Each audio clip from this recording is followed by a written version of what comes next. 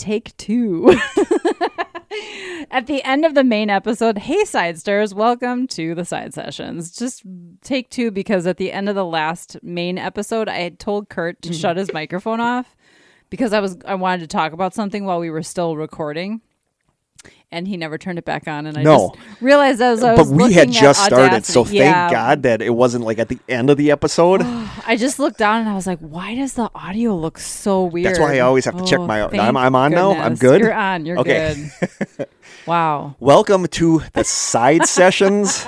You're paying for this. I'm trying to think of what we all said last time. Just like 3 minutes ago? We can't remember. I don't know. Yeah, but thank you guys so much for subscribing. Like... You guys financed our ghost hunt that we went on that we'll be talking about a lot in the next episode of the Side Session or Strange Sessions. Finance new cameras because I'm Krista's not happy with these. She's not happy with our cameras. So you're going to finance new cameras. So just thank you so much for giving a crap about what we... Oh, yeah, that was the thing, too. Is that he swore. I swore. He said HE double hockey I said sticks. hell.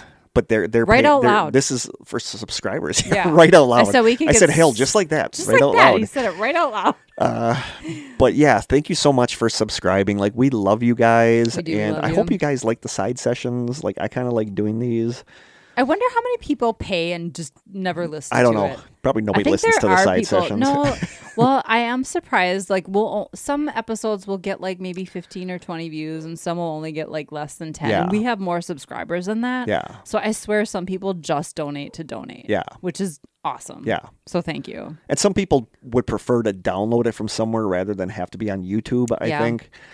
But that's why we end up releasing these at some point. To do it. Yeah, we end up releasing these at some point in the Strange Sessions. You can download from YouTube though, can't you? I can. Yeah, but most people don't bother, like changing the YouTube video to an MP3. Oh, you know. But I think at some point we'll release most of these as like Strange Sessions when we can't get together or whatever. So it works out okay. But thank you guys so much for subscribing. It means so much to us. You have no idea. Agreed.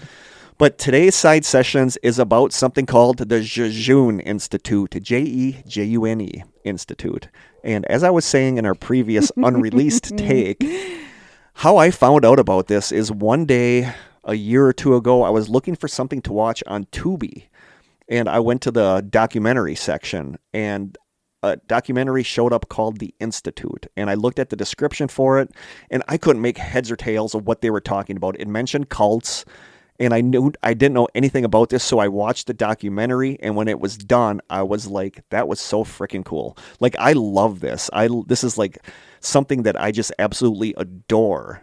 And wouldn't it be funny if it turns out I watched that too, and I just am not remembering? You might have, because I told you to watch it, but I don't think you ever did. We'll see. But I went into it knowing nothing about it, and even like 15 minutes and half an hour into it, I'm like, what is this? And then I finally, when it was done, I was like, this is amazing.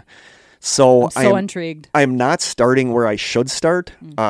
Most of this comes from, all of this actually is going to come from a woman's blog. Her name is Elizabeth Toby. And when I searched, I couldn't find a ton about the Jejune Institute other than that documentary that I watched. There's news stories and stuff, but everything is coming from her blog because she does a really good job of describing like what's going on and everything. It was also the basis of an AMC show called Dispatches from Elsewhere. So if you watch that show, you'll kind of know what I'm talking about. But I just thought this was utterly fascinating, and I'm so excited to do a side session about it, and this will be one that I'm all geeked about, and people will be like, that was dumb. I can't even begin to imagine what this is about, so I'm excited. So this happened around like 2008, 2009, and here's what I got. The Jejune Institute. Elizabeth Toby is the woman or the girl whose blog that I'm taking this off of. She writes, Part 1. These posts were first published on my personal blog on November 14th, 2010 and April 11th, 2011. If you've been following my Twitter account for any length of time, likely you have heard me say at least once that I have been jejuned. If you are confused, this blog post is for you. It probably won't make you any less confused, but it will at the very least explain what the hell I mean when I turn the word jejune into a verb. The first day. My friend Steve was the catalyst for jejuning. He and his then girlfriend Rachel had heard about the Jejune Institute and invited me and my boyfriend Mike to come along. He also invited our friends Chris and Jake. Where most of this started from is through weird flyers that had been showing up around San Francisco, some of which were advertising something called the, quote, Aquatic Thought Foundation, which promises to give you dolphin therapy by hooking your brain up to that of a dolphin. Before we went, we looked at the Jejune Institute website, the web address of which had gotten passed to us by word of mouth. Note, the links no longer work. Day one went like this. Calling the number on the flyers led us to an office building at 580 California Street, San Francisco, where we were told to go to the 16th floor of the building and to walk into a certain room. We walked into the room to find what looked like an old-style office. This turned out to be an automated, quote, induction room where we sat down on a fancy leather chair and were shown a video. Like there's a couch, like a leather couch, and there's a video mounted, like a TV mounted in front of it. You sit down on the couch and this automatically plays. Okay. In the video, a well-dressed man named Octavio Coleman Esquire tells you the story of the Jejune Institute. He already sounds like a character. It was first created in the 1960s by a group of academics interested in socio-re-engineering. It began as a small society, but by the 1970s, By the 1970s, it had grown into a global organization under the guidance of Octavio. Over the next several decades, the Institute focused on creating products which are said to maximize human potential. On the surface, it may seem like the Jejune Institute is a quirky New Age company, but underneath it all, there are clues pointing to a more cult-like organization, possibly one with ulterior motives. We were then tasked with some missions to help the Jejune Institute. We each took a piece of paper that had crazy directions on it and left the building doing our best to follow the last instructions in the video, which was for us to leave the building without being seen by anyone. We then walked around San Francisco following clues. We were, quote, opening our minds for the Institute, learning about different levels of being, and in general, being inducted into their program. During this, we had to enter another huge building, and we were tasked with finding a detective's office who was searching for a woman named Eva who had vanished. This was one of my favorite moments of the day, actually, because the floor where the office was supposed to be was closed that day. And so while we were trying to figure out a way to get up there, a gal in the shop near us yelled, quote, "There's no detective up there. I don't know why people keep looking for that office." We did eventually find our way to the detective's office. After spending about 2 hours winding around Chinatown, we ended up back at the same office building we began at, because allegedly a psychologist we needed to meet with worked there. However, instead of finding the psychologist, we were given a key to unlock a creepy locker in the office, only to find a really strange altar inside the locker to something called nonchalance. This sounds like a crazy scavenger hunt. We then headed out to find what we could about nonchalance over in the Mission of San Francisco. That's an area of San Francisco. Like, I would love to visit. I'm like intrigued with San Francisco. So we then headed out to find out what we could about this group called Nonchalance over in the Mission of San Francisco. There, we were directed to a certain area of the mission where we were able to tune into a radio station powered by this Nonchalance group, but we then deemed it too late in the day to go find all of the hobo coins and teeth the station was telling us to get from nearby shops. Teeth? So we reconvened a couple weeks later on a sunny Saturday morning. If you are asking yourself how I just went from walking into a building to collecting teeth and hobo coins, yes, exactly. Our second day. Part 2 was honestly where stuff started getting weird. Our first excursion entailed us learning more as disciples of the Jejune Institute. However, stepping into the world of nonchalance, we were now finding out that nonchalance and the Jejune Institute were enemies, and that the Jejune Institute were actually bad. Also, that the missing girl named Eva was very important to nonchalance, and we had to find her. So today, we walked around small shops in the Mission. A cool pirate shop, a place with a lot of taxidermy, a record store, a used bookshop, asking for hobo coins and teeth. You use these coins in different shops to get the teeth and other goodies, as well as directions to new locations. Eventually, we ended up taking part in the world's tiniest postal service and received our own painfully tiny letter with a phone number written on it. Calling this number got us some trippy information. We learned a lot about Eva's life and childhood. In short, it was messed up. Her mom was kind of insane and clearly part of the world of nonchalance, and her mom vanished/died when Eva was younger. Eva also became a wild, troubled child in her teenage years. We also learned about something called the Elsewhere Public Works, which is part of the whole nonchalance movement, and that Eva's mom was elsewhere, which is a place within the universe, but not our part of the universe. The highlight of this day, as a side note, was when we tried to find the hip-hop shoe repair shop. See, we went to a lot of real stores during our adventures and visited the Hip Hop's MySpace page on our iPhones. MySpace? Yeah, but we weren't even sure if the place existed. It doesn't. At least I'm pretty sure it doesn't. And we called their number from their MySpace page, and the recording on their answering machine was all we needed. But the fact that we then spent a good 10 minutes around a closed newsstand trying to figure out whether or not we were actually supposed to be able to get into the newsstand really hammered home how crazy this whole thing was. Eventually, back in the record shop, we were handed a CD and were instructed to listen to the very last track. We had to go to my car and listen to it because people don't carry Discman players around with them really anymore. The last track on the CD brought us back to Eva's childhood and took us on a walk with her and her mom. We got to listen to them talk, and if we had been able to listen on a Discman, we would have been able to walk the same route with them and to see what they saw. That didn't happen, but Eva and her mom ended up at a used bookshop, so our last stop was there. Based on our instructions, we were able to find the area in the back of the bookshop. In this bookcase was a tiny diorama, I think made by Eva, about her life.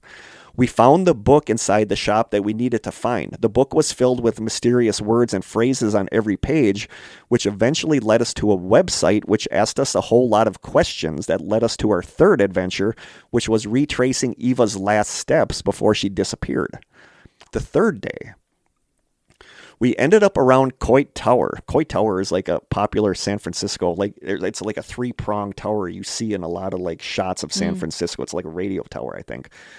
We ended up around Coit Tower for our third day, where Eva hung out with her friends. Each of us came with an MP3 that had recordings of police investigations. We wound our way around this amazingly beautiful and slightly hidden back trail in the area, listening to these recordings by her friends, living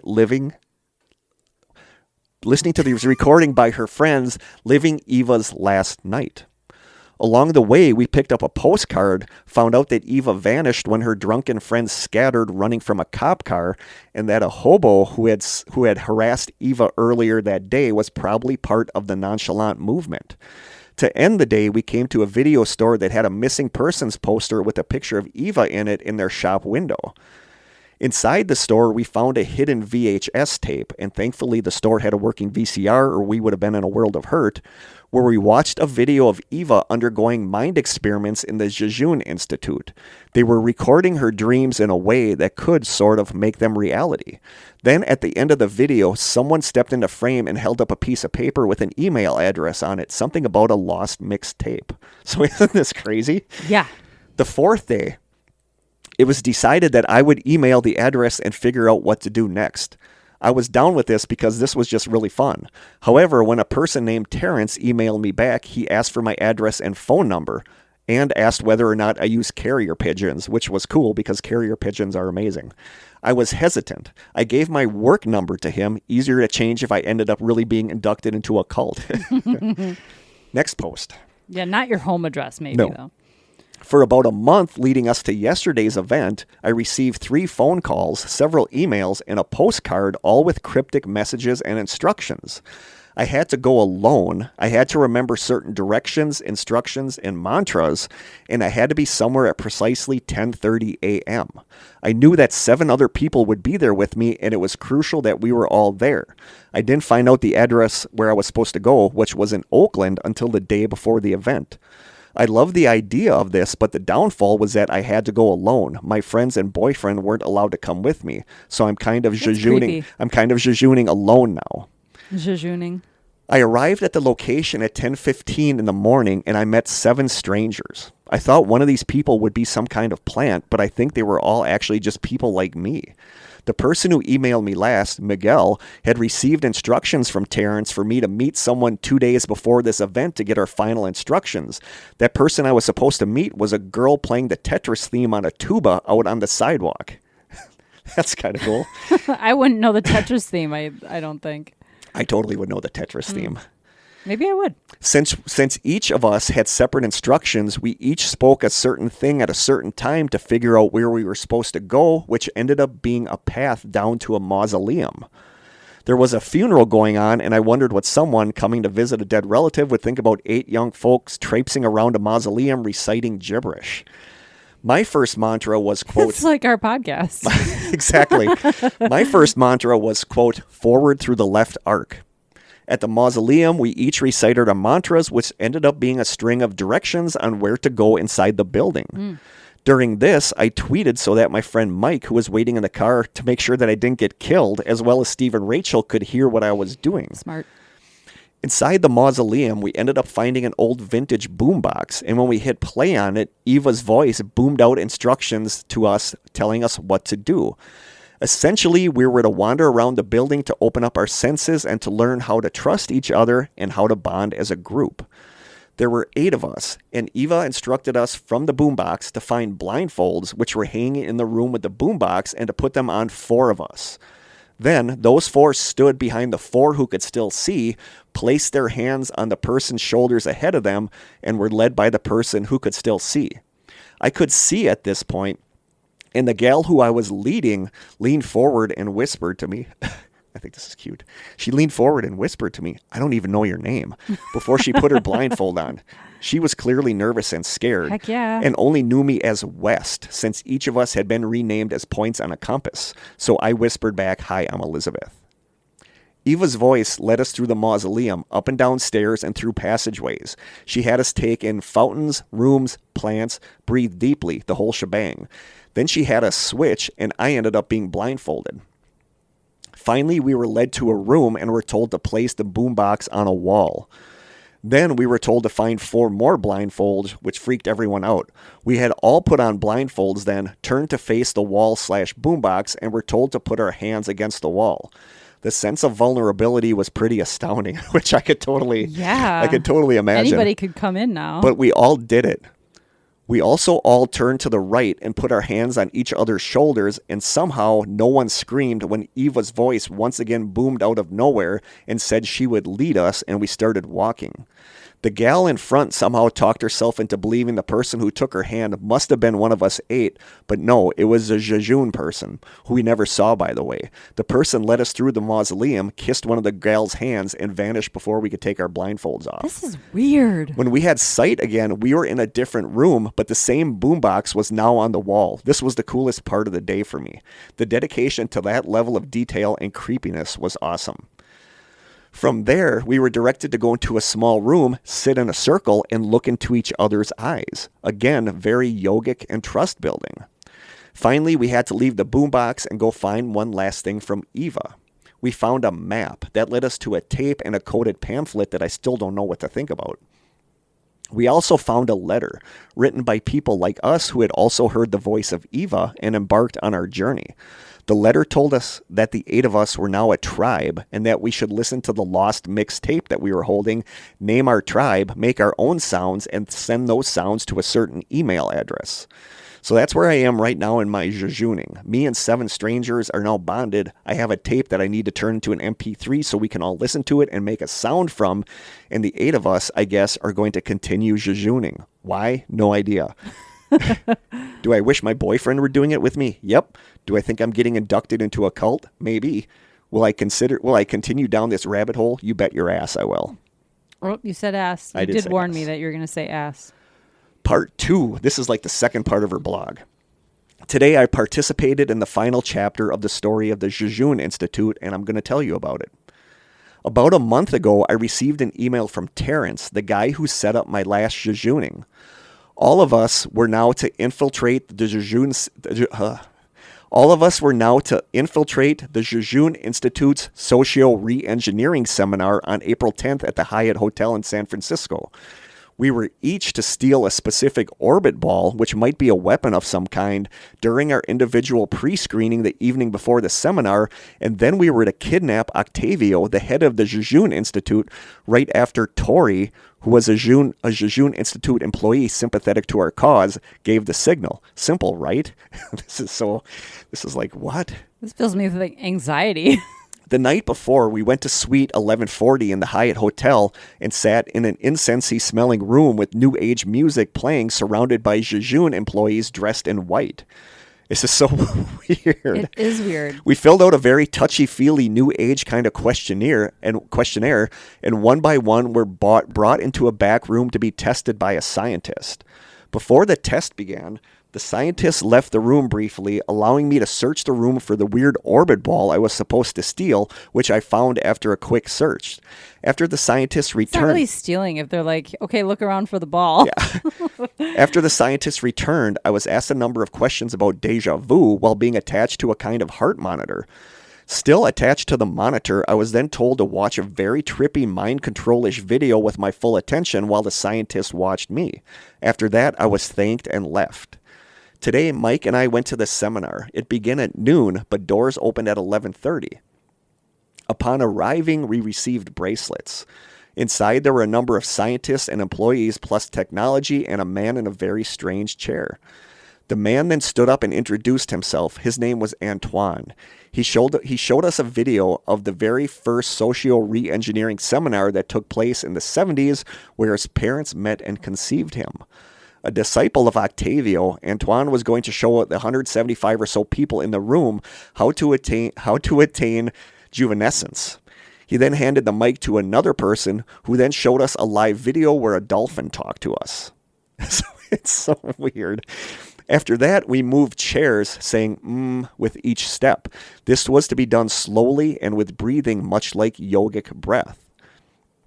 After the room was clear for us, we commenced our exercises. I'll miss some of what we did, but all of these exercises were very yoga related, very new age, and very all about building trust. We picked partners and alternated saying yes and no to each other. We walked slowly around the room, looking at the floor, and then sped up, and then looked up, and then smiled at people, and then touched fingers with people, then shook hands with people, and then winked at people. We sat in circles and chanted. We swayed. We cheered at the top of our lungs and threw our hands in the air. I would feel a little ridiculous doing all of those things. I think this is cool. I think this is really cool. It's cool, but I would feel ridiculous. After this warm-up, we took a break. Upon coming back, this is when stuff started to get intense. First, we sat down, and then were all told to take off a shoe. We then all tossed those shoes into the center of the room and were told to fetch a shoe that was not our own. We held that shoe to our hearts and communed with it. We closed our eyes and pictured a color, pictured the owner doing something with that shoe. We were then told to go find the shoe's owner. When I found the woman who wore the sneaker I was holding, I told her I saw purple and saw her sitting on a park bench with her shoe. She thanked me. It was around this time that I realized that the Jejune Institute might actually not be evil. Truth be told, I had never quite understood why the nonchalant movement were warring with the Jejune Institute. I hadn't followed every piece of the story, and I knew that the Jejune Institute had worked with Eva, who was now elsewhere, but not really why they were so bad. They didn't seem bad. They seemed downright peaceful. From the shoe exercise, we were then told to work on triangulation. We picked two people in the room without telling them who they were. We had to keep each of the two people equidistant from ourselves as we pretended to mingle as one would at a cocktail party. Bantering aimlessly with the others in the crowd, hilarity ensued. And hilariously, the mark that I was watching was also watching me. After this, we partnered with a stranger, and each pair was told to form a snake-like line around the room, each pair facing the other. When Antoine said so, we were to ask the other, "Who are you?" One person was supposed to answer the question, and the other was to listen without saying anything. I was partnered with this awesome girl who made music, was from Pennsylvania, drove a hearse, lived in a military family, had grown up all over the world, and had recently lived in Georgia and was now in Pennsylvania. We answered this question to each other twice, and honestly, I think I learned more useful information about this woman than I have most people I would call my best friends. It was fascinating. Antoine meant to do that too. He talked about how people always have a barrier up and describe them as, quote, roles. and we each hide our deeper feelings and emotions. I kept smiling because as far out and wacky as this was, what he was saying was very down to earth. Then we started dancing. This dancing went on for like 20 minutes. The room got very hot, and I'll admit it, stinky. It was kind of gross. We danced the yes dance. We danced the no dance. We formed lines on each side of the room, and one person in each group would dance any kind of movement they desired, and then the groups would dance across the room, mimicking that movement. We turned in circles with our heads, our knees, our elbows, our whole bodies. We danced in circles with strangers. Yes, seriously, we did this. We chanted, we yipped. It was loud.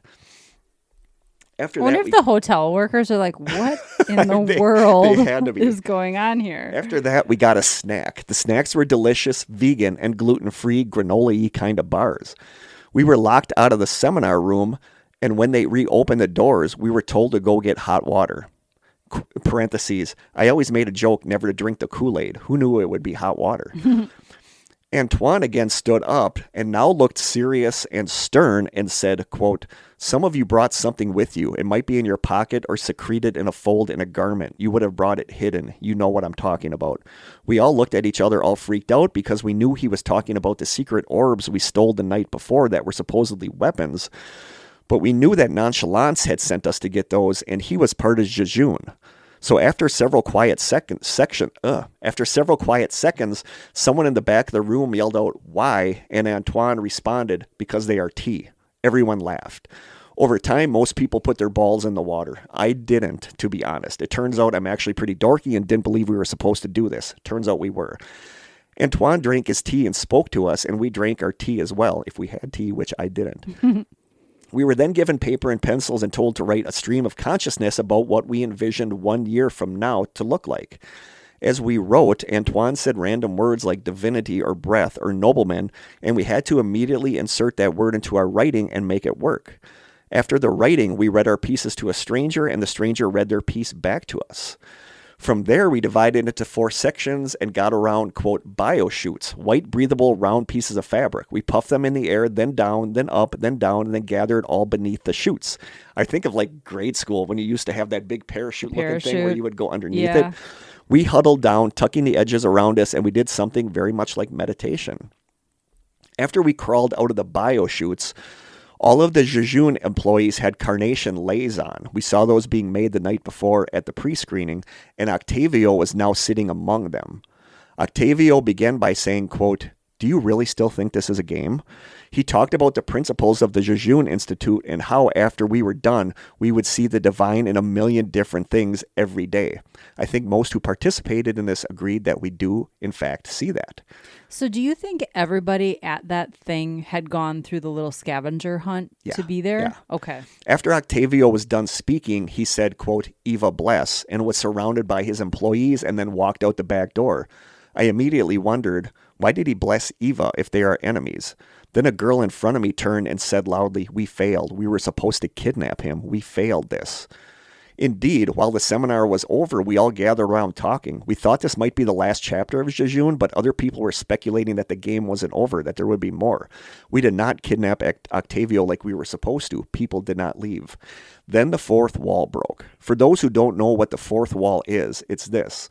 When playing an alternate reality game, there is a line of reality you do not cross. You do not give up anything and traverse from the game into the real world. For example, the creator of the game should not break character, reveal himself, or talk about what he's doing. But at this moment, Jeff, the creator of all this, stepped forward. I listened to him talk for about half an hour as the very hardcore asked him questions about the game. So this was an alternate reality game, basically. Wow. Of course this would be a Kurt thing then. Like, I would love this. This was indeed the end of the experience. The episodes I participated in before would still go on, but the Jejune Institute was closed now, and episodes that took staff to work or to create would not be run anymore. And yes, initially Jeff anticipated that there would be a kidnapping of Octavio that would spill out into the street, but he said that what was happening in the room and the energy and the activities we were doing was more important than that, so he let the seminar be as it was. I'm not sure if this is actually true. Hotel kidnappings that spill out into the street, in my experience, come with a fair amount of risk and legal angst.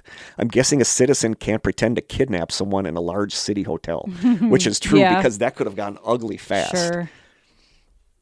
Jeff, I have decided, is a genius. Running ARGs is my job, but it's also pretty much my favorite thing to do.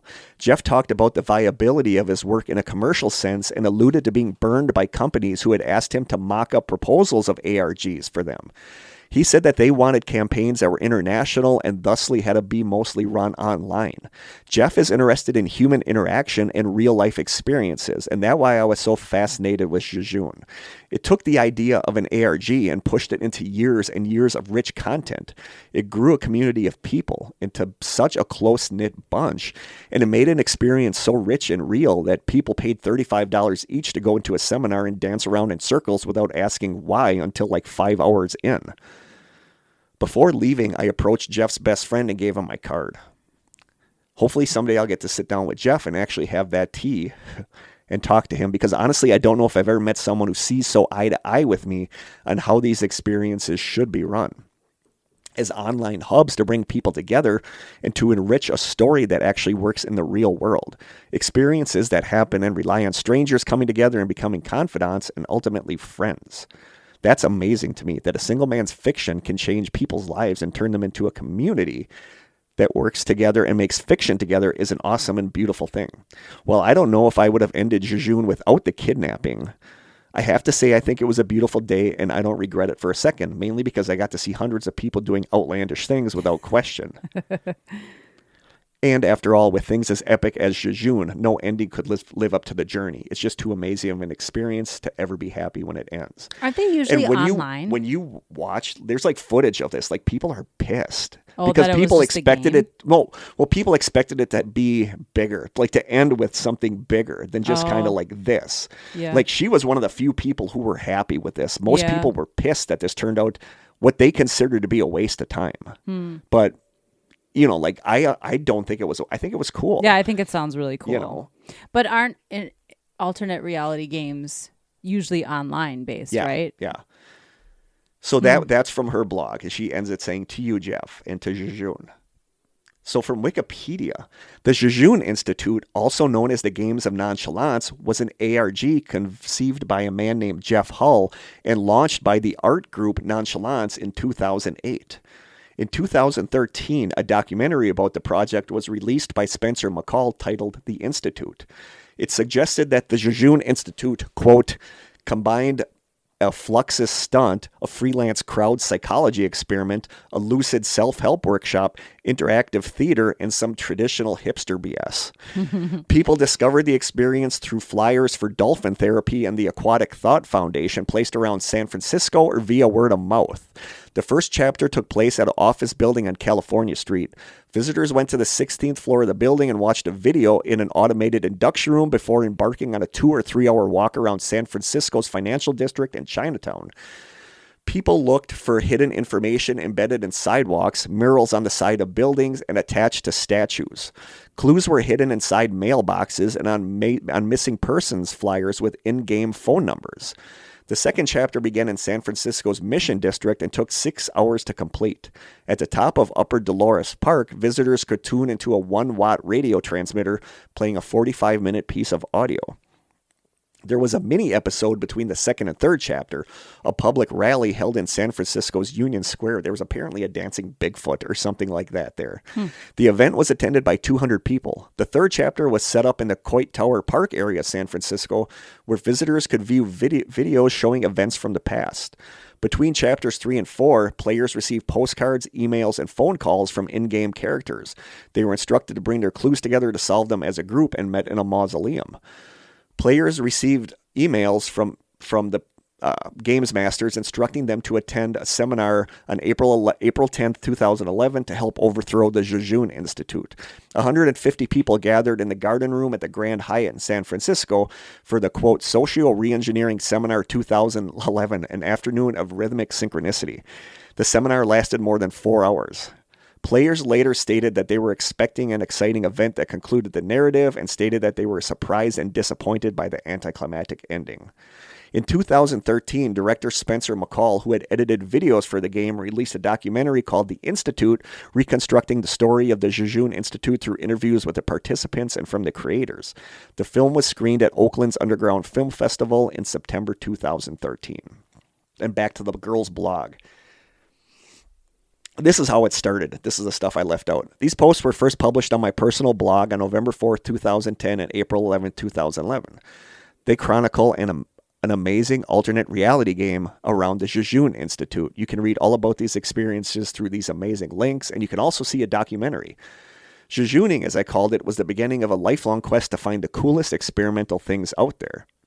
Since the Jejune experiment, I've played tag in a mall, hunted folks with Nerf guns at night in San Francisco's Union Square, done a ton of escape room type games, run dozens of miles through the city and multiple Journey to the End of the Night games. I ran a 5K while being chased by zombies, which is that Zombies Run app that I used to use. Played Ingress. Corey and I played Ingress. It was like a real life where you take your phone and like a water tower in Two Rivers was one of the sites, and you could take it over, but then other players would come and take it over from you. So it was kind of like an alternate reality game. Played Ingress so many times that I started kind of stalking a dude who also played it in my neighborhood and run several times a week so I could pretend to be a post-apocalyptic citizen in the mobile game Zombies Run. Jejune also opened my mind to what ARGs could be, so much that it strongly influenced the later designs of two ARGs I ran work for. One called Something in the Sea and Citizen Skywatch, if you are into that sort of thing. First, some backstory. My job is to run interactive marketing and community for 2K games. As such, I'm in charge of all experimental programs. You might call them ARGs, but I think that sounds too piratey, and I'm not a fan of the word viral either, so experimental it is. What an amazing job. Yeah, in real world terms, this means I ran a BioShock 2 video game campaign called Something in the Sea, another one for Mafia 2 video game called The Story of Frankie Potts, and now have embarked on Project Enemy Unknown for XCOM. It's a lot like jejoonery, crazy puzzles, alternate world and fiction within the world we live in now, real world events, crazy mailings, crazy real life phone calls, the whole works. I really love making these, and the Jejune Institute took my fascination to a whole new level. I would call it an obsession. And since I create these kinds of things for my job, it makes sense for me to research as many as I can, and that's what brought me to jejooning. So from an ARGN, that's a alternate reality game website where it talks about like the latest ones. But it's hard because you never know like what crazy YouTube video is an ARG or it's just some nut job making that's what that like the dirtbag guy with the Maura Murray one, the guy that was just like laughing at, like people originally thought that was an ARG and turns out that was just a douchebag. So from the ARGN.com website, from an April 4th, 2011 article called, quote, The End of the Jejune Institute, the article says, Nonchalance, a hybrid arts consultancy, is the company behind the Jejune Institute. The website describes the experience as, quote, an urban interactive narrative set in San Francisco. Think of it as a way to discover a new side of the city while being absorbed in epic fantasy. The experience is part alternate reality game and part public art installment with a dash of a city tour thrown in for good measure. For someone familiar with alternate reality games, it could probably be best described as a game occurring almost entirely in the real world. Almost all of the work-building details are found in the real world rather than one on the internet or on a video game console. Instead of visiting a detective agency's website, you visit the detective agency's actual office. Instead of scouring a website source code for clues, you search through a parking garage. There are phone calls and websites, but they play a relatively minor role in the unfolding narrative when compared to most other alternate reality games. The amount of work and detail you put into the experience is obvious from the first moment you enter the induction office at the Institute. The room was crafted to look like it was decorated at least 30 years ago. Everything from the lighting to the paintings on the wall look authentic. Bookcases are filled with vintage artifacts. If you listen carefully, you can even hear the sounds of someone typing on a real typewriter in the office next door. You sit in a leather chair, the lights dim, and the induction video plays, marking the beginning of the Jejune experience. Once you've been inducted, you have to sneak out of the office building without being seen and follow a trail of clues hidden around San Francisco. This isn't your typical scavenger hunt. Each clue is a piece of public art that fits almost seamlessly within the city. While on your search, your senses will be heightened. You'll notice things about the city you've never noticed before. You will feel like you are seeing knowing glances from people passing by you. The entire city becomes part of the experience, and it feels real. While some of the puzzles and clues may be a bit tough for some of the younger kids, being able to sneak around the city on a secret mission makes up for anything they are missing. If you ask my 8-year-old daughter, about the Jejune Institute, she'll tell you, quote, it's like being a real spy for a day. It's so much cooler than watching the sea lions at the pier. Huh. In the 3 years of its existence, the Jejune Institute drew more than 7,000 participants, most of them introduced to the project by word of mouth. I think it sounds so cool. Yeah. I wouldn't want to do it alone, though. I wouldn't feel safe. I would. I think that would be cool. Because you don't know who's participating or what. I don't know. They did another one after this, but it wasn't big like the Jejune Institute was. I couldn't find a lot about it. And then in the early 2000s, the Nonchalance Art Group released a podcast called Signal that was interactive, but it also isn't going anymore. But that's what I got. Like, I don't remember the figure. I don't remember if it was in the documentary, but this cost them tens of thousands, if not hundreds of thousands of dollars to do, but how fun would that be to do that? Like us host a podcast? To be like the person in the mausoleum that takes the group that are blindfolded by the hand. I think it'd be fun to do like a podcast version. Yeah, How would that even work? It would be. But like I said, I remember going and watching this documentary, not knowing. It talked about cults. It talked about a game. And I'm like, what is this? And I watched the documentary, and it had like the footage of the final thing where people are pissed because they wanted it to end cooler. Mm-hmm. Like they weren't owed anything. Right. It's like this was just something fun. It's supposed to be the journey is the reward. Yeah. Yeah. And that's what this was. And that's what this art group like understands. Mm-hmm. Like making people like go around from shop to shop, getting hobo teeth and coins and trading them for other stuff. It's just fun. Yeah. It's fun. And it gets you, it's like a combination. It's like game. Geocaching. Yeah. It's like a combination game, like a city tour. And I love like the seminar stuff. I think is so cool. Like a bonding experience. Yeah, it's like a bonding experience. So that is the Jejune, the story of the Jejune. I think it's fascinating. Yeah, like the documentary is really cool. It's on Tubi. It's free. It's called The Institute. Interviews with the guy that created it and stuff, and it's just really fun. And like I said, you knew that this would be something that was like up my alley. Totally. Like that is the story of the Jejune Institute. I loved it. Yeah. I did too. Like, watch the documentary. The dispatches from elsewhere show had an Octavio Coleman Esquire. Like, it was based on this. But I just thought this was so fascinating. I wish more places would do this, but at the same time, that's a hell of a lot of work. Yeah, I can't imagine. To make the office building. That, and, like, people are like, why are these people going in here looking for this detective's office when there's no detective in this building? Right. And the stuff in the mausoleum and the stuff on the trail. Like, they made this radio station where you would have to, like, tune into their radio station. I wonder if they have to alert local authorities. They had to, so that people don't get arrested for like trespassing. I'm always going to wonder what would have happened if they would have kidnapped Octavio. Mm-hmm. Like, would the cops have gotten called at like these weird people in like SWAT teams white are like showing togas up. And these white like so it's so crazy. But I think I love the seminar stuff. Like, it's like not a self-help, but it's just like embrace like life. Mm-hmm. Live in the moment. Live in the moment. I think that's what all this was. So I just think it was so cool. It was just cool. It was an ARG / tour of this, like an art thing. So that is a story of the Jejune Institute. I freaking love it. Hopefully you guys like it. Like I said, if you think it's cool, watch the Institute on Tubi. Like, it was just so, like, when I got done, like I said, I didn't know if it was a real cult. I'm like, what is this? And I watched it and I'm like, this is like geocaching. I'm like, this is freaking cool. So there you go. Very cool. There is today's side sessions of the Jejune Institute. Jejune. Nonchalance is still around. I'm so curious to like look into more about what they're doing. I wish that Signal podcast was still going, like it was interactive. Can you find it anywhere and listen? You can still listen to it, but I didn't listen to it. But I saw like to see what it the last episode was like in 2022 or 2021 or something, so it's not going anymore. But I just love that this Nonchalance group is trying to get people active with this stuff, to make them embrace like the joy of like this. Also gets you away from your computer and out of your house. Like I said years ago, I did that one called the Wyoming Incident, which wasn't even supposed to be an ARG. It was something that the people from what's the website? I can't even think of the website, but like it's notorious for its message board. So, I can't remember what it's called, something awful, but these people made all these weird websites and then people found them and it ended up like they were running this as an ARG and it was so fun. And it was online stuff. There were some phone calls and stuff, but it was just, like I said, there was like one of the things that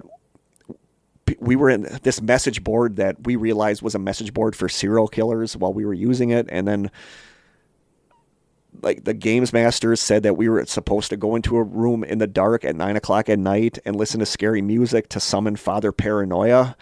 And then this other group, the people that I was talking with, and people are like, do we want to do this? So then I was part of another group that broke away, that were listening to happy music like Shiny Happy People by REM, trying to fight Father Paranoia from being summoned. And it sounds so dumb, but it was like so fun to be like part of this little group that are like, we need to fight like Father Paranoia being summoned. Like, why do we want this?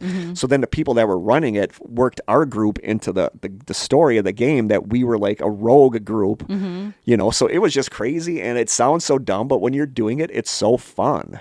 You know, except there was one guy that messaged me that was like convinced that that this was to summon an actual demon. And it's like you could get too into it. That's the thing I would be afraid of. Yeah. So there you go. There is the Jejune Institute. How long was this? 40 minutes, 46 minutes. Just a fascinating, fun, so cool story that I wish more places or people did this stuff, because the world needs more wonder, and I think that's what this did. For sure. So there you go. Did you think that was cool? I thought it was very cool. Was that what you thought it was going to be? Not at all. No. Scavenger hunt I figured out pretty early on, but not that it was a alternate reality game. It's just crazy to me that they had this office building, this room in an office building where you go sit in the couch and then it starts playing the video. You could see like the just video. Like ready for you. Yeah, you could see like clips of the video where Octavio was telling you about the socio re-engineering, and it's just so crazy and fun, and I just love it. So there you go. There's today's Side Sessions, the Jejune Institute.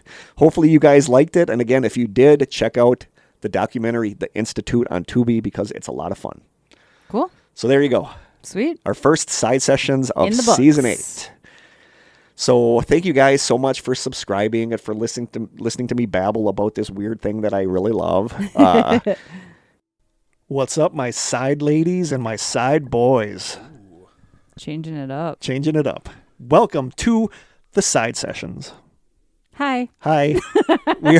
We are here with Blaine. If you've listened, I'm sure, because they obviously have listened to the episode by the time they hear this. Yep. Blaine is joining us again for this episode of the Side Sessions, where we talk about whatever we damn well please. And you're paying for That's it. about as much as I swear on here, but I could say damn. He said damn right out loud. Right out loud. Yeah, edgy. Nobody tells me what to do. Rated R for restricted. I do what I want. Nobody puts baby in a corner. So Blaine, give us some banter. How are you? I'm good. How are you guys? I appreciate you guys having me on. Do you like the studio? I was telling Kurt, you were upstairs with your husband at the time, Krista, but I was this decor is awesome as hell. It is. Like, they did such a good job with this down here. This is. I like the puzzle posters and like there's a lot of Bigfoot stuff. Yeah. Which I feel very like, on brand. Yeah. Where I am, my eye keeps going to. I went to Mel's Hole, and all I got was this magic seal fetus from Corey, from the Mel's Hole. What's really cool about it too is, aside from that map and the Wendigo puzzle, everything was sent to us by listeners that which you is see crazy. hanging in here. Crazy. Yeah. We need Once to get again, you a Hodag thing though. Oh yeah, Hodag for sure. Yeah. We need to go to Rhinelander. We talked about the Hodag when we did Wisconsin creatures. That would be a great road trip. We should do a road trip for that big Hodag you can climb in. I think they have the big Hodag thing you can climb in there. Yeah. Or am I There's thinking also of the big a Hodag fish? Country Festival. We could skip that though. So I have one question for you on a piece. It's from the artwork on the back wall here. Yeah. That picture of the two guys. What was the description of that one? Isn't that Men in Black? That's Is Men that in Black. supposed to be? Yes. Yeah. Oh, and that's it's so Uncanny Dash? Valley looking. Yeah. Like, it's just Yeah. That's from Dash. Like, Dash was an He did both amazing. of He's an those. amazing artist. And he's from where I grew up, which is really crazy and random because it's a tiny village up north. Yeah, this was given to us all. And I don't know him. I never. We knew have him. the best listeners in the world. Yeah. You guys we really do. do. I'm jealous. I will die on the I like my hill listeners that too, but- we have the best listeners of any die podcast. on that hill? I would die on that hill. What are we talking about today? I don't even know. Our Side chicks. Side chicks. I got some side chicks. Kurt's famous side chicks. We could do that. On the way here, Kurt was definitely getting picked up by the gas station lady. Oh yeah, at Love's. Come and work for us. Oh, well, dang. I wouldn't mind working. I asked, do we get free coffee? And she's like, yep. And I'm like, okay, you're selling me on this. You're selling me on this. Yeah, but they also want somebody responsible. I mean, not that I'm not responsible, but it's hard to get good help at places like that. Yeah, if I live down here, but I don't want to do the drive in the snow and you know. I commute every day. I would get used to it. But if I would love to work at that Love's, actually. Yeah. But you'd love to work at Love's. I'd love to work at Love's. Yeah, you might have to look outside your little bubble, Kurt. I don't like outside my bubble. I know you don't. That's what my friend Mary always says. I need to leave the Shire. And I'm like, I am not leaving my Shire. I'm very happy in my Shire. I'm okay within like a little radius. Like I like coming down to Sheboygan for stuff. But farther than that, I get a little Well, there was a really squeamish. nice library job that was posted down here. I know, but it's just the driving in winter. Like that's such a big thing for me. Like I hate the idea of driving down in winter.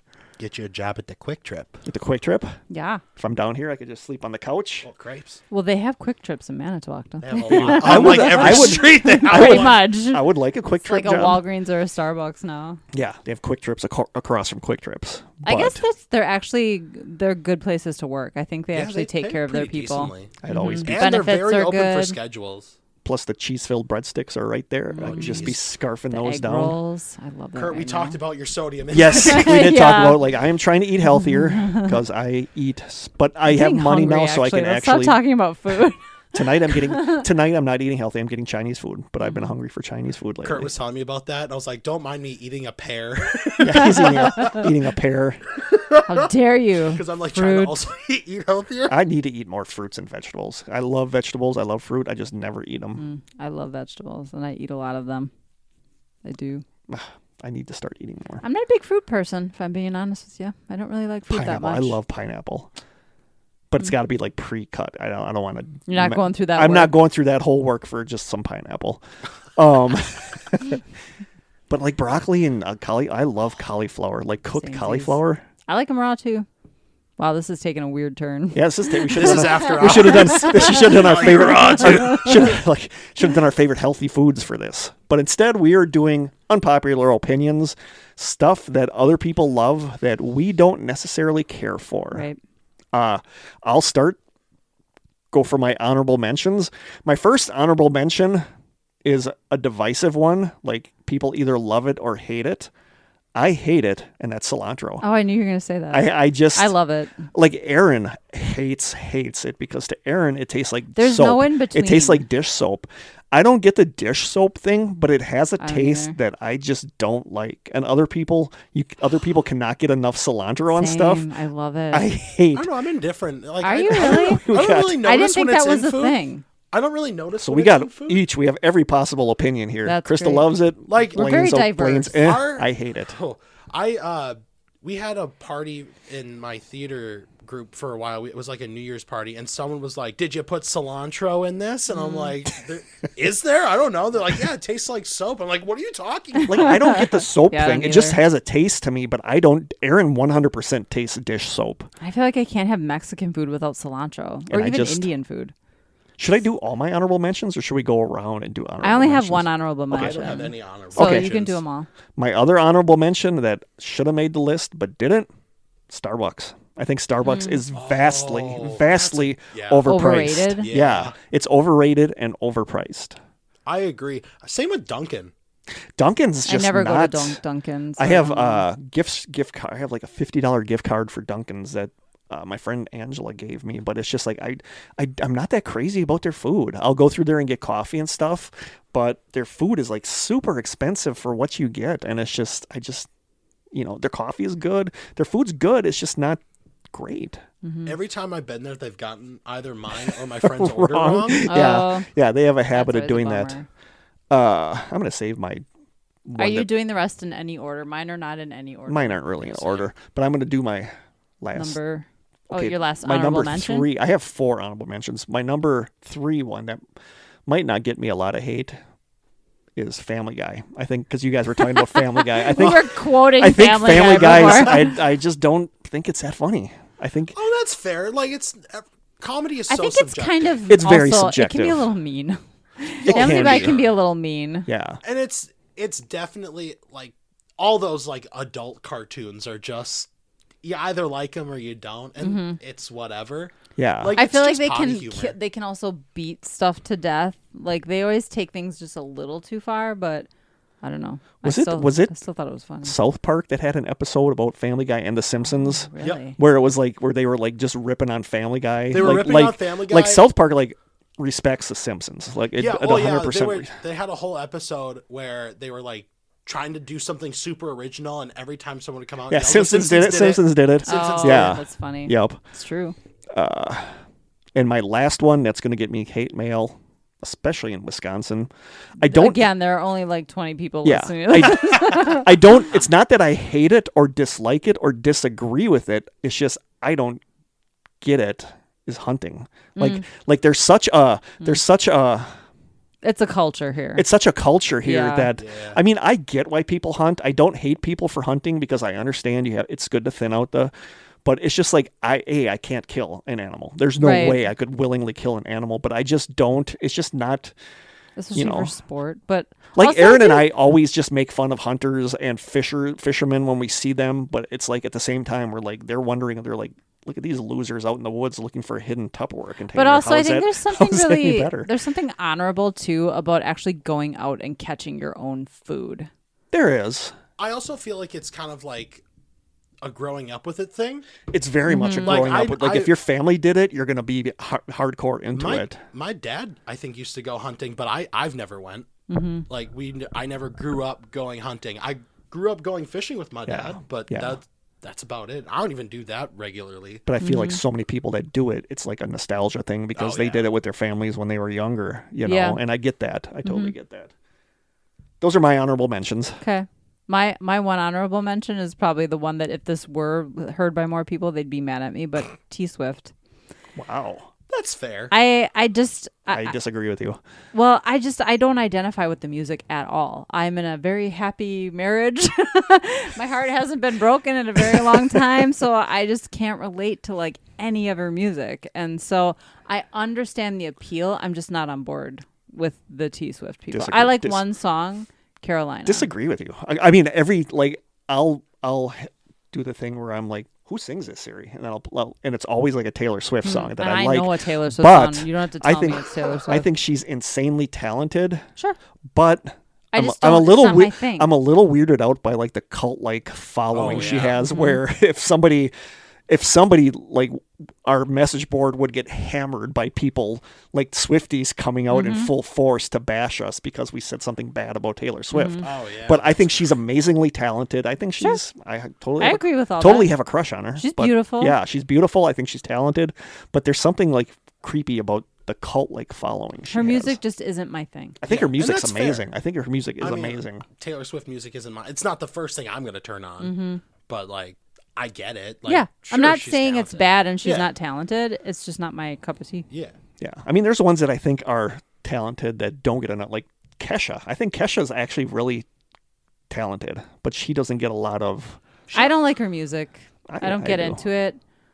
I don't know. I will respect her. I've for heard one she's thing, incredibly intelligent, though. I Oh, have yeah. heard that about her. I'm gonna give her a nice bit of respect because of the whole like P Diddy thing that's been going around lately. Yeah. She did a thing at I think it was Coachella, and she changed the lyric of her song instead of feel like wake up in the morning feeling like it. P. Yeah. Diddy. She changed it and she changed it to like F P Diddy, and Oh. I was like, Yeah. go off, girl, get it. Yeah. I don't know a whole ton about the Puff Daddy stuff going on, but it's pretty. I don't find it hard to believe, though. It's pretty sketchy. Yeah. But yeah, like like the cult following with Taylor Swift, and I think even she gets annoyed sometimes that her listeners will just go bash somebody that even says something remotely critical about her. I think also with everything that happened with like now her dating Travis Kelce. Yeah, Like, yeah, she's people like- are blowing it so out of proportion. I can't imagine living under that microscope.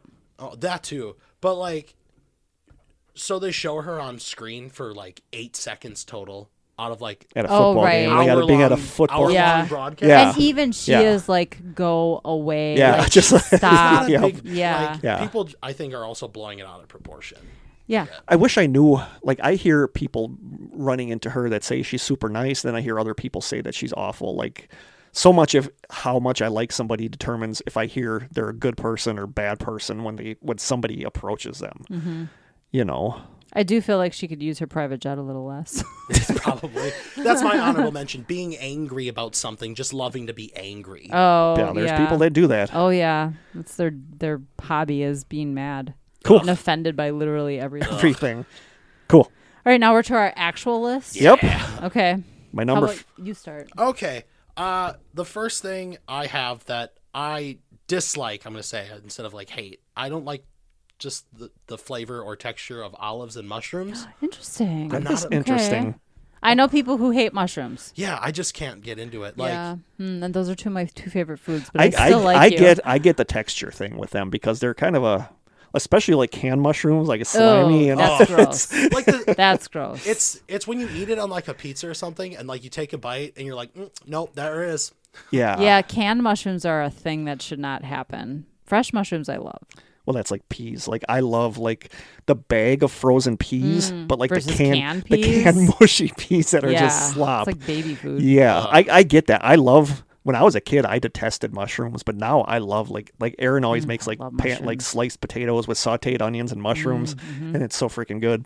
But I get it. But I get it too, I love yeah. green olives. Black I mean, it is olives, I'm hitter. fungus. Black just not an olives, olive black person. olives taste love metallic to me. all Where olives. green olives, I'll eat a whole jar of green olives. Like I love green Castleville olives. Torontos are the best olives in the world. I don't know if I It's so good. Anyway, but I get it. Yeah, like it's just a It's texture a and yeah, taste bud thing. understandable. they're very briny. Yeah. I love briny. Okay, I love well, I do too. like Corey and I will finish a jar of Capers are olives like, and just chug the olive juice. That's sodium You're too, bold. but You're so bold. I love that. Living Cool. on the edge over there. That's a good number 5. That's acceptable. Krista? Oh, me? Lobster. Really? Yeah, don't get I get it. It's a texture thing for I don't me. think I've ever had like true lobster. I before have, in and my I'm life. like, this is it. This is what people are so... douse it in butter, Yeah, sure, I think I've guess, said it on here but- before that I love when I have lobster, but then I realize that I'm only loving the butter that I'm dipping it in. Yeah.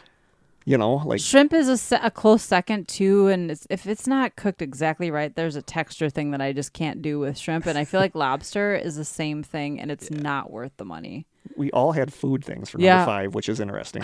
I think that's my only food thing too. Yeah. Yeah, this is my only food thing. That's my only food thing. People rave about this, and every time I say I don't like it, I get a look, or I get a "you didn't try mine," and that's Oh. guacamole. Oh, Like I don't interesting. like guacamole. Do you like avocados? I don't know because I've never Okay. had like avocado, but Okay. guacamoles like make my mouth feel weird. I love guacamole. Guacamole makes for some reason it makes my mouth feel weird, and I don't like it. Like Do you have like food allergies? Because it could be just like an ingredient in it. oops, sorry. But it's like bananas too. Like bananas will sometimes make my mouth itch. So maybe it's Oh. like It a might be a kind of food it allergy. might be Sounds a like food an allergy. It sounds allergy. like an allergic reaction. Yeah. Yeah. But guacamole makes my mouth like I don't like the taste of it. You know, and that's like hummus. Like hummus I've Oh, tried and love it's hummus. so gross. Like I don't like hummus. But guacamole like people like look at me when I say I don't Yeah, like because guacamole. people are nuts about guacamole. Yeah, like and they're like, "Well, you need to try mine." And I'm like, "I've tried people's guacamoles I and I love don't like it." avocado toast though. I love avocado Yeah. just on a salad. Like Yeah. I like guac, but don't ever get it from Jimmy John's. It's awful. Oh, It's so interesting. like garlicky and like super They salty. overdo it on the Do citrus they put too, it? Do I they think. put it on subs? Like, Yeah, You they can get it, do. but it's like an extra $1. Oh, It but- comes on like the veggie sub. You can, yeah, but like it's just too salty and like Mm. it tastes too garlicky, Mm-hmm. and it's just not a good one. I just don't like any guacamole. That's my Yeah, number 5. That's okay. That's fair. Cool. Blaine, number 4.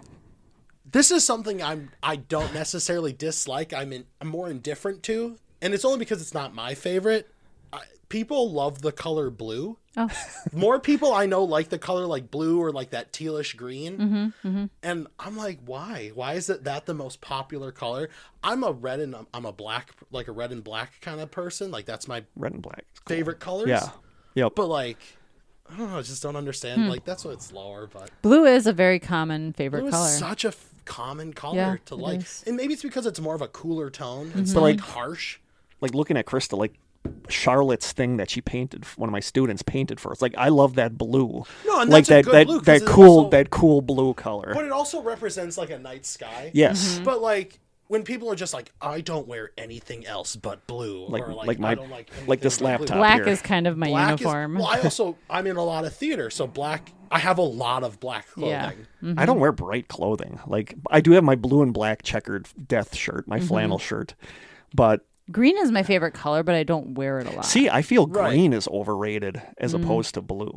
Which is funny because we're both wearing green on a piece of our clothing.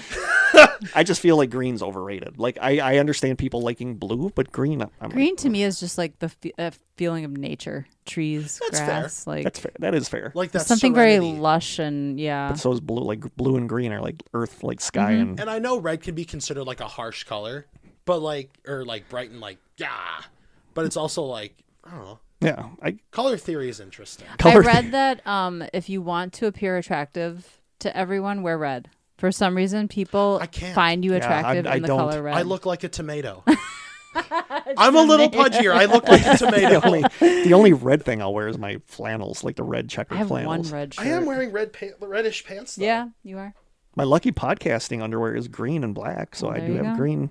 I'm wearing it right now. Okay, what's your number 4? Mine? Yeah.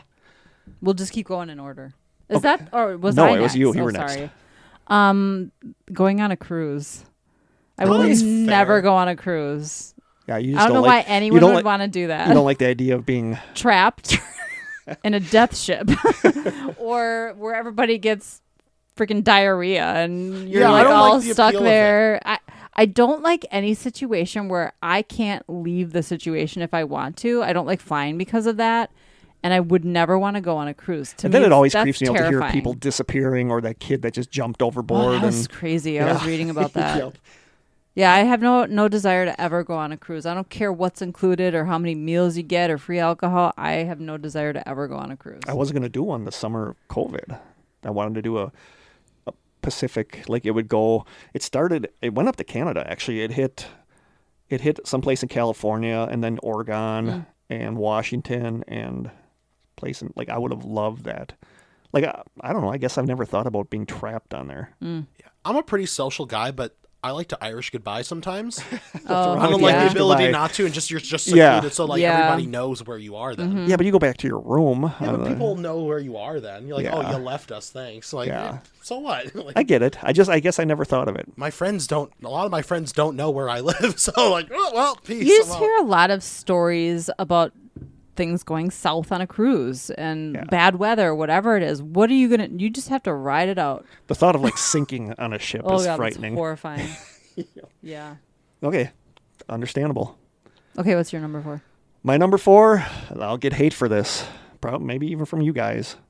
Like the DC and Marvel superhero movies. I just don't. can't- Me? I don't. Have I ever talked about I those? just think I'm sick of the Is hype. Superman a DC Marvel? So, okay, well, I like Henry Cavill as Superman, and that's But it. it's just like all the hubbub Yeah, around I like don't when watch a new any of them. Avengers movie comes out or I'm not into any of that. Thanos snapping his fingers and all that. It's I just used like to be a day one person to go see those all in the theaters, but I'm kind of burnt out. Where I'll just watch the ones I Yeah. want, or I'll wait for them to go on like streaming. yeah. I mean, I've seen like the Deadpool movies and those are I heard those are good. funny because they're meta. But you know, like going back to the original Watchmen, like the comic book The Watchmen, I read back when I was younger, and that was like revolutionary to have something that showed superheroes as flawed people. But Yeah.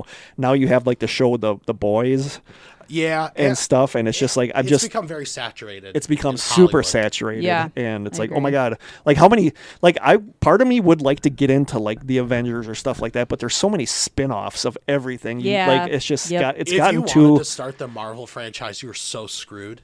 yeah, you are, Yeah. because it's like, Like, what direction it's like do you even yeah, there's go? so many so much. yeah, Yeah, so I I agree. just I don't get it, but that's my number 4, superhero movies. That's fair. Like The Boys, it was a good, it was an okay show, but it was too graphic and it got too. Well, that's actually the book too. Like they're pretty. Is it? Yeah. Yeah.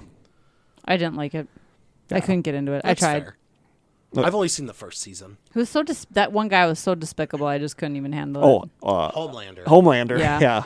That's fair. That's the I just point. hated him. You didn't get hate from me. I used to run a comic book movie podcast Did you really? for a while there. Yeah, we were somewhat popular. But I left because I just got so busy and I wanted to start the more ghost hunting stuff, and I Yeah. wanted to do my own thing. But like for a while there, for like a Like solid year. like I really thought that what was it? Was well done. It was black and white, and it was based off a comic book. Bruce Willis. Sin City. Sin that City, was I good. thought was I did actually. like I thought that. that was actually really good. It was so different from everything else, though. Yeah. That came Yeah. out. Yeah. So that's my number 4, superhero movies. Oh no, they're not for everybody. So no hate from me. Okay, thank you. Number 3. So I'm gonna stick with the movie theme. You brought this up during the main podcast, Krista. Oh, is this where you think I'm going to hate you? Okay, Yeah. go for it. I'm not a big fan of the Lord of the Rings movies. Oh, okay. Gotcha. I understand the revolutionary side because I studied film for Mm-hmm. my collegiate programs and stuff like that. And I understand the revolution behind like the CGI and the practical effects and things like that. Yeah. I could not care less about the movies. I read the books. Yeah, the books are. I read The everything. Hobbit. I read Yeah. The Lord of the Rings. But I do not care about the movies Hmm. They whatsoever. were beautiful. They were well shot. No, I feel I like agree. they were just so I long. just There's just so don't care. much. Mm-hmm. They're so long. Oh, Krista's pissed. No, I'm not. She's Not gonna at kick us all. out. I don't care. Not at all. So, studying film, what's your opinion on Quentin Tarantino? For some reason, I thought you were going to say Quentin Tarantino. Oh, he's fine. I mean, a bit too much into the feet thing, but A little bit Oh, too much. interesting, yeah. he's got a he. What movie was that? Kill Bill, From he- Dusk Till Dawn. Oh, that's one of my least favorites of his. He, The vampire movie. Yeah. he's in the role with hate- George Clooney. I don't love when he's in his movies either because he's terrible. I thought he was okay in Pulp Fiction. He was thought okay. Pulp Fiction's, yeah, I think it's a bit. That's my overhyped. favorite movie, actually, but yeah. But like from Dusk Till Dawn, I don't know if he wrote it. Or I don't think he directed it, but he's in it, and he has a scene in there specifically for him where it's Selma Hayek and she like pours liquor down her body to go on, like so it goes into his mouth, but it's specifically through her foot. Yeah. Wow. That's like Uma Thurman, like trying to force her toes to move. Yeah. Ugh. You know, like it, like I don't right up there mind with Dan Quentin Schneider with his Tarantino foot. movies, but they're not the first choice I'm going to go to. I think Pulp Fiction and Kill Bill are very good movies, Bill is but really good. I think he's also kind of overrated and buys into his own hype. He hasn't done much lately either. No, I No, did, 'cause I he was did in not. a- You know, I went into the Grindhouse movies, Death Proof and Planet Terror, totally expecting the opposite reaction. Like I did not like Quentin's part, but I loved. That's funny because I love Death Proof and I hate the other I one. loved the other one with what's her name with the machine gun leg. Like I thought that was so awesome. I can't think of what her name is. Tarantino does a podcast with one of his filmmaking buddies. I don't remember who it is, but they like go through and just like talk about like older movies Yeah. and stuff, and it's really interesting Yeah. to hear like input from like quote unquote masterclass filmmakers Yeah. because like they've obviously had like a big impact on Yeah, the for film sure. genre. I love his soundtracks though. He always has Yeah, a he good has soundtrack. such good soundtracks. Yeah. But yeah, Lord of the Rings. Okay, I can. That's cool. Oh, it's my turn. Yep. Taking baths. I'm Really? a shower guy. I Can't am do not a bath. bath girl. I've never liked baths. To me the work a and soup. time that is involved. Yeah, it's like a dirt soup. I I'm love not into baths. bubble baths, but I didn't grow up taking baths either. Like we had a clawfoot tub when I was really little, but it's so long ago that I don't remember. I've always been a shower girl. Even in every house I've had bathtubs, except now we took it out. But no, I'm not a bath girl. I don't get it. I love baths, but I've never taken a bath to clean. It's always just to read, relax in a bathtub and read. And I can Like do my that in grandma bed. used to have when my grandma was in a alive. She chair. had my grandma had the couch. perfect bathtub for me where I fill it. She would laugh sometimes because I would be in there for 2 hours. Ugh. And once the water started getting cold, I'd run hot water. I'd be in there for 2 hours reading Stephen King. That's where I read it, was in my grandma's bathtub. Yeah. You know, like I love reading in a bathtub, but There are people really into their baths, and I'm Yeah. just but not to one of those clean, people. no, because then you're dirty, You're just laying soapy in dirty water. water. I'm okay just laying in it, but the idea of cleaning and laying in soapy, dirty water isn't. But I'm a bath guy for just reading and relaxing. Yep. Okay. My number 3, warm weather. I hate Like warm weather. hot weather. Even warm. to you, 80s is too hot though. To me, 70 is too hot. Oh, Like I would crazy. prefer 10 below 0 to 70 degrees. Not Like me. I'll I take like 70s any day. I love being cold. I love when I can wear a hoodie. I love when hate I being can cold. I love the snow. but you can stop at 30. Yeah. Nope. 10 I would take 10 below zero over 70 degrees any day. Like, I love when it's so cold that everybody is cooped up in their houses, and I think it's all sweet seeing the smoke from the chimneys. Yeah, I love that too. I dig that. I think snow's beautiful, and I love a good snow day with our fireplace going. I borderline dislike anything over 60 degrees. Like, my ideal day is like 45 degrees and sunny. That's too cold for me. But you're not like, I'm cold. I'm freezing right now. You are We've cold. been down You here so are long cold. that my hands are Yeah. cold now, and I'm She cold. is cold all the time. Like, I'm warm down here. Like, Mid-60s is fine, though, yeah? I want to be able to wear shorts, Kurt. anything. Upper I don't wear 70s shorts. is I kind hate of my shorts. ideal. Upper 70s. I don't like humidity. I don't like it when it's in the 90s. That can just go away. Yeah, but anything over 60, I'm not happy. Like, I should move. Yeah, to I do know that to about like you. Alaska Russia or somewhere something. where it's Go cold. to Canada. Go to Canada where it's like Yeah. I don't like and safer. warm. I can always put on more clothes to be warm when it's cold. I can never take off enough clothes when I'm warm. So I just don't like warm weather. That's my number 3. That's fair, I guess. Yeah. Number 2, Crocs and flip-flops. Oh, I like flip-flops, but I don't get the Crocs thing. And flip-flops aren't even that comfortable. It's nice to not have to deal with socks and shoes sometimes. When I was working with the middle schoolers, I heard several times that you're not rocking if you're not crocking. But it's just I I've never worn That's Crocs. culture shocking. That is Yeah. culture shocking. They're just so ugly, but I think they make ones that look more like normal shoes, not clogs, right? I don't know. I've never worn Crocs, so I don't know what they feel like. Nurses are always wearing them, so they must be comfortable, but I feel like they can't be. they must be, though. So many My people friend- wouldn't wear A them. lot of people I know swear by them, but I can't get into them. I've never even tried a pair on. I have no desire. I don't get them. it either. They're not my thing. When I make the little teaser image for this with the 4 different things, Crocs is going to be one of them Yeah. because I think that's going to get a lot of feedback from people Yeah, because I think maybe. you either love them. I mean, I guess if I wore them, I would have an opinion, but I've never even worn them No. to see what they feel like. I have no desire. But I to think wear they're kind them. of ugly. They're super ugly. Okay. Yeah. I'm just not a sandals or flip-flop kind of guy. I get it. I get that. Not my thing. If I go to the beach, I'm wearing tennis shoes. Yeah. Yep. Up until I go into the water. Yeah. I don't do shorts. I don't do sandals. Tennis shoes and jeans all the time. Number 2? Yep. That's what we're on. Award shows. Grammys, Tonys, MTV Music Awards, country music. I can't handle any of it. It is so uncomfortable and awkward. I guess, yeah. And people, you have the Will Smith situation, I guess, but like, everybody just feels like it's. I mean, yeah, you're being awarded for like your achievements. I'm not against awards. No, that's different. I just don't want to watch the show where they that hand them too. out. I don't care about what they have to say. Yeah. I'm going to chime in on this one because you stole my number 1. My number 1 is award Award shows. I shows? despise award shows. Yeah.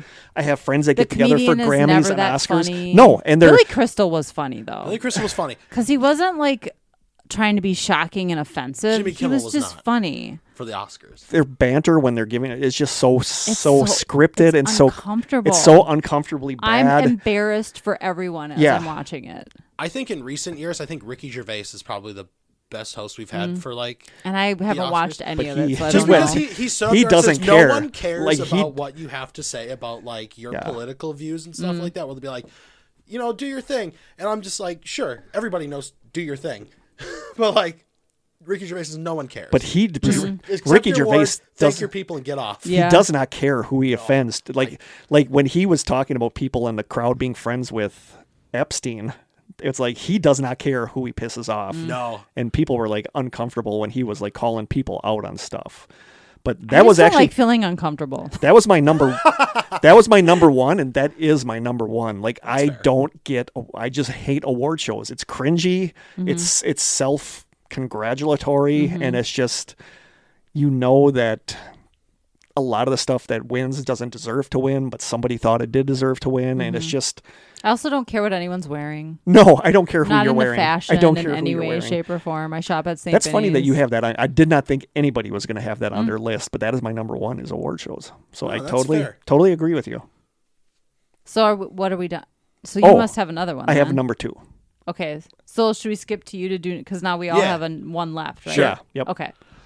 Number 1 for me is country music as the genre. Thank you. I'm not a big country music person. Samesies. There are some. I like country music. There are some songs where I'd be like, yeah, I'll listen to it. Like, there are some Johnny Cash that I'll listen to. Same. There's maybe a Sam Hunt song or two that I'll be like, sure.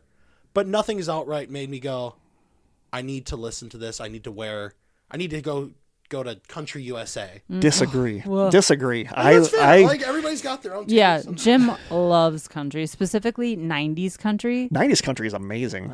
Whatever Miranda and I go to lunch or something and I pick her up, I have to have country music on for her on the radio. And a lot of times I forget to turn it off, and then I'll be driving and I'll be messaging her. I'm like, who sings such and such? I'm like, this is a good song. There's some, like, country is good. Like, I love Old Dominion, the band Old Dominion.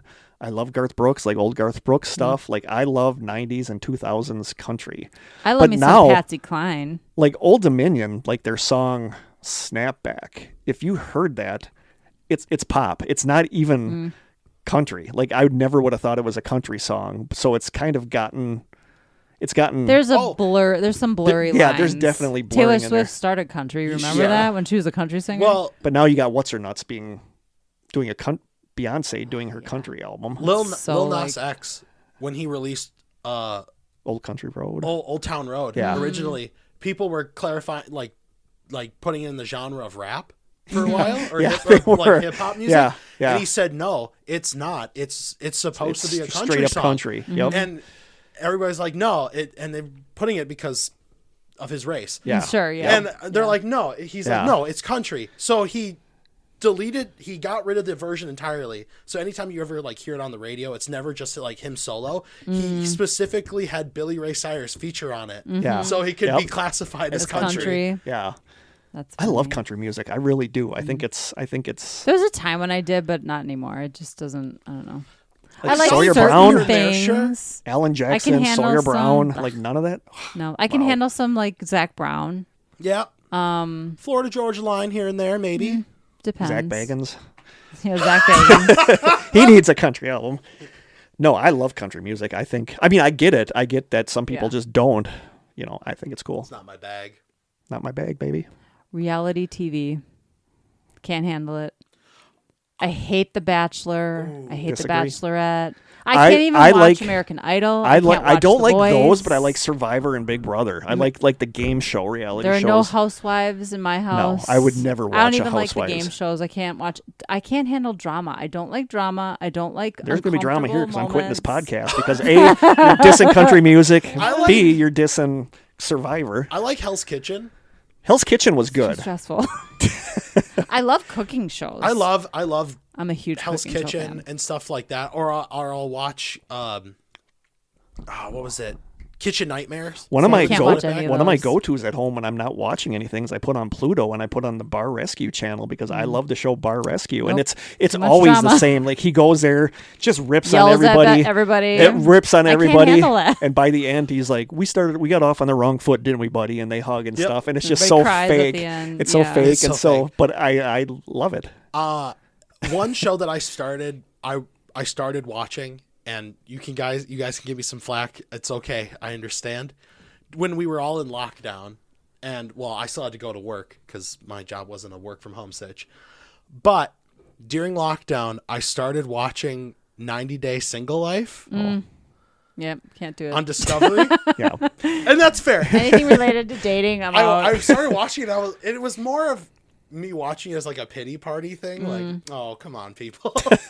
But like, I started watching it like Big Ed. It was really funny to watch. When I was dating Natalie, we watched the first episode of Flavor of Love with Flavor Flav just to make fun of it. But then we ended up like getting invested in the show and like talking about it when So it wasn't funny. on. And it's like, wow, that's a slippery slope to I go mean, down. back in the day, I would watch Road Rules. I loved Road stuff Rules. like that. Yeah. Or what was the other one? Road Rules, Real World. Real World, Yep. sure. But I was young, and I don't know. I liked more drama back then. I Now would I'm watch too like old for American it. Pickers. American Pickers. See, that's not a like reality Pawn show to Stars. me. I feel like it could be counted though because it's just them. Yeah. Like, Yeah. you could count Ghost Hunting as a reality show too. Then, I feel Yeah. like they or do count anything it on as- Yeah. HGTV. Yeah. Yeah, but anytime there's drama, I can't handle it. That's a If Bachelor, anybody's like gonna The yell at Bachelor. anyone, I'm not watching it. If anyone's crying, I'm not watching it. Bar Rescue. Yeah. Bar Rescue. Yeah. Like HGTV, like I can't figure out which paint color. That's as dramatic as I want to get. That's so boring for me, like that stuff. Oh, but I'm really into design though. So Was that? Did you do your number one? Country music. Okay. reality TV? Okay. My number one, sitcoms like Friends and Seinfeld. I think they're horribly overrated. I never don't got think they're into that funny. Friends. I feel like sitcoms now have gotten worse. Oh yeah. Oh, they've- way worse. I yeah. can't even watch them now. But it's like the cult around Seinfeld or Friends. I'm part I of the just Seinfeld don't, cult. I don't get I'm it. part of the Friends I think cult. it's not that funny. I loved Married with Children, but that was crass funny. But I Yeah. thought it was funny. Like, but that's one of the few and far between. Like The Office, I didn't even consider a sitcom. That was more. I can't watch The Office. Oh, The Office I've was never good. watched it. The Office was really good. Parks and Rec is my favorite I of the love two. Parks and Rec. But Arrested and Development, Community Butter is is my so favorite good food. too. Oh my god. Arrested Development was good. But it's just like Friends and Seinfeld. I just don't get like the cult like following behind those two specifically. It's probably because I grew up watching Seinfeld, maybe. But But I'm what my I'm part of favorite that show is a cult. sitcom. MASH is a sitcom. Yeah. But it's just like Friends. I'd That's watch like- Seinfeld. yeah. I would watch, and it was just MASH never is just funny. something totally different, though. Yeah, MASH was totally different. But It was like its own genre. yeah, but See, I I- just don't get the cult like following. It's now just become though, like it's just written to like joke after joke after joke. Yeah. Like even the serious moments are played off as a joke. Yeah. Where like if you watch like a sitcom like Family Matters, Mm-hmm. like that had like real emotional moments Right, that they didn't that play they off didn't with a play laugh. up as a joke. Yeah. As soon as, like right out. Yeah, there would be points where they'd be like, "Oh man, this really sucks," and they'd have their emotional moment and be like, "But did you do this?" And like that's the joke. But it's not like beat your head over the top with it anymore. Yeah. Well, Yeah. now it is, but I just don't like them. Friends and Seinfeld. that's fair. Yeah, I get people that do like them, but it's just not my cup of tea. That's fair. So that's Yeah. what I got. same. I think it's a nostalgia thing for a lot of people. Yeah. Friends is very nostalgic for some people. Yeah. I never Yeah. watched it, but I get it. Cool. We're all still friends. We're all still friends, We're all yeah. still friends. Hopefully, we still have listeners Yeah. that don't quit because We offended them. we offended them. But yeah, that's just award show is. I did not expect Yeah. you to have that, but it's just. I mean, I watched the MTV ones back in the day when I did Madonna too. was on there with her. I was wedding mostly dress. just excited to see the performances. Yeah. Like I wanted to see who's going to perform live or whatever. Right. It wasn't to watch the awkward awards. But then parts. like I had my song choice a couple weeks ago, the Fast Car performance with Tracy Chapman and Luke Bryan. yeah, the Like musical how performances good, are great. That was amazing, but I never would have watched I'll watch that. those in isolation. I'll watch them after the fact on YouTube. I'm not Yes. going to watch the award show for Right. that. Exactly. Cool. Agreed. Sweet. How long? 40 minutes. That was a solid side sessions right there. Now I think Who always did that? Arsenio Hall. Arsenio Hall. Yeah, Yes, with his thank you. dog pound or whatever that was. That was another thing. I loved like David Late night Letterman. TV, Yeah, like yeah. David Letterman when I was younger. I did too, David But Letterman. now it's just like I can't watch any of those I would now. never watch that now. Like I don't even know who's out there anymore. Jimmy Fallon is I really just the don't- only yeah, one it's that... just not my Even thing. then, Kimmel, Fallon, Corden, they can all. Like Johnny Carson Yeah. was like back in the Carson days. It was a that was totally... good. It was such Yeah. a different thing back Yep. then. I like Stephen Colbert. I never watched his talk. I saw him on the Daily Show, but I never saw him as an actual person, like talking one to people. I truly miss with a passion is always going to be Conan O'Brien. I never watched Conan O'Brien. Oh, He was funny. I watched He's him. so funny. He's a giant, too. He's so tall. Dude, Yeah. he's so tall. But like Conan was like one of the only people that I could like sit down and watch, and he wouldn't try to like shove stuff in your face. Yeah. yeah. And like his podcast is great. Like he does like skits and stuff on his Okay. podcast, and like if you watch them out of context, you'll think that they're real. Like they had a guy, and they're like, "I think I know if Jeffrey Epstein is dead," and they're like, like no, it's this big thing in the news, and then out of context, you're thinking it's real, but no, it was like it was a joke. Yeah. I hear he's super talented. I just never watched. never He's watched funny. Him. He was so energetic. He just like he's such a screamer. You think Yeah. he'd be like a straight up like Yeah. stereotypical German. I can't stay up that late. That's the problem. Oh God, no, I can't either. Well, that's why his show got like he stopped doing the show is because they kept pushing his time slot back. Like 12:30 in the So, morning. and then he's like, "What are we even doing here?" So Yeah. he's like, "All right, I'm Yep. done." Yeah. No. That's understandable. He fulfilled his contract. He said, "I'm not. We're good." Well, let us know what some of your unpopular opinions are. Hopefully you guys like this one. And do we have anything else? I don't think so. We don't have the deets. Hope you're okay that this is not a video, but I don't think anybody's watching. I can tell you nobody's watching. I think the we're not videos. going to do videos for the side sessions just because Krista's busy. She's a busy gal. It's a lot of work. It is a lot of work. So thank you On top guys of so work. much for subscribing and for funding our ghost hunting equipment and Yeah. stuff that we buy. So thank you so much. And from Krista, Blaine, thank you again for joining us, Blaine. Thank You you for will be having me. back. From Krista, Blaine, and myself. Until next time, stay strange. You do it right. You did it You perfect. did.